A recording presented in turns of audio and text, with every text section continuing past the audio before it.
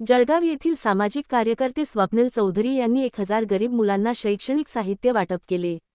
हा कार्यक्रम रविवारी दुपारी 4 वाजता गणेशवाडीतील मुक्तांगण सभागृहात संपन्न झाला। जळगाव शहराचे आमदार राजूमामा भोळे यांच्या हस्ते मुलांना शालेय साहित्य वाटप करण्यात आले।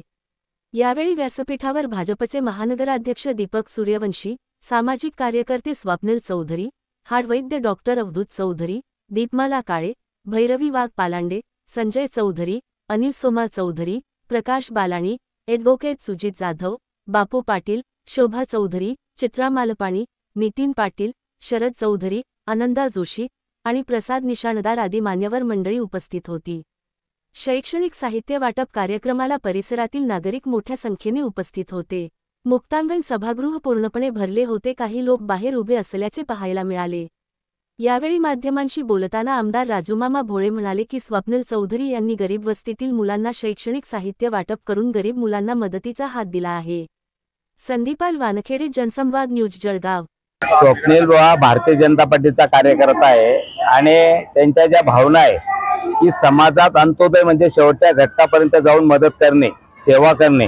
आज खरं या स्लम एरियातील विद्यार्थ्यांना शालेय साहित्य वाटप त्यांनी केलेले आहे। त्यांचं मनोभी अभिनंदन करतो आणि एक मदतीचा हात मला वाटतं पुढे आल्यानंतर याच्या पाठीमागे हजारो हात मदतीला पुढे येतात। हा एक संदेश मला वाटतं आज या कार्यक्रमातून गेलेला आहे।